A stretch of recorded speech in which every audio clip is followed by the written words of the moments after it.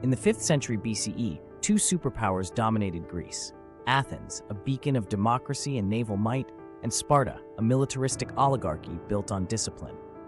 Their clash wasn't just about territory, it was a collision of ideologies.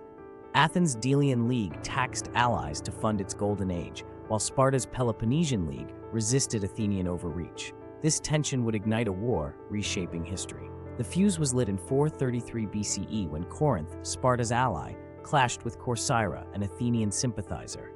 Athens' intervention in Potidaea's revolt further enraged Sparta. Thucydides wrote, "It was the rise of Athens that made war inevitable."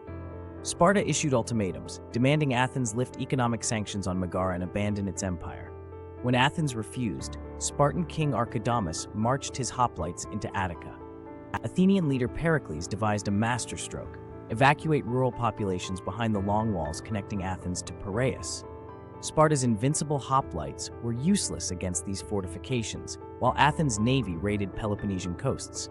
But in 430 BCE, disaster struck. A plague from Egypt ravaged the overcrowded city, killing a third of Athens, including Pericles.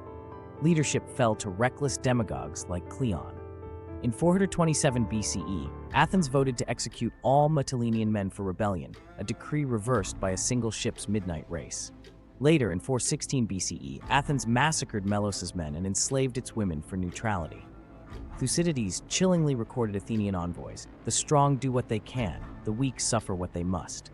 These atrocities exposed democracy's vulnerability to mob mentality. In 415 BCE, Golden Boy Alcibiades persuaded Athens to invade Sicily, promising wealth and glory. As the largest Greek fleet ever assembled sailed west, Alcibiades was recalled for sacrilege and defected to Sparta. Without his leadership, Athenian forces became trapped in Syracuse's great harbor.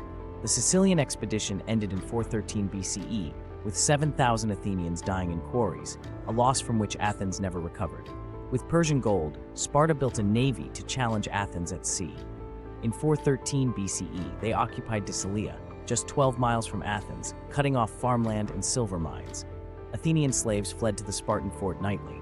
Meanwhile, Alcibiades, now betraying Sparta too, promised Persian support to Athens if they restored democracy. The war became a web of shifting allegiances and mercenary politics.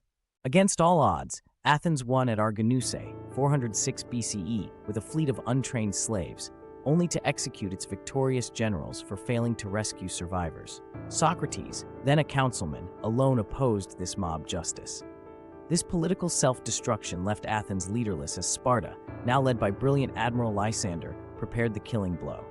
The stage was set for the war's tragic finale. In 405 BCE, Lysander annihilated Athens' last fleet at Aegospotami, Goat Rivers. Athenian crews, starving and unpaid, were caught ashore. 3,000 prisoners were executed. With grain supplies severed and allies defecting, Athens endured a brutal winter siege.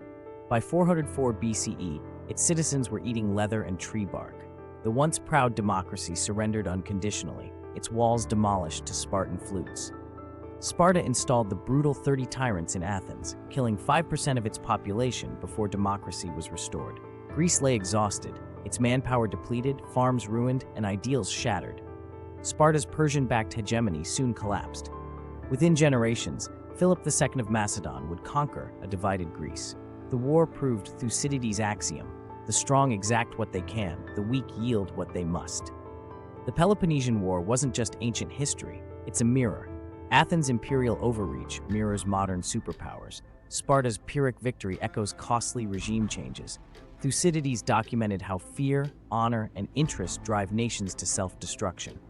His history warns: unchecked power corrupts, alliances shift like sand, and war's true cost isn't measured in battles, but in shattered societies. The question remains: can humanity break this cycle?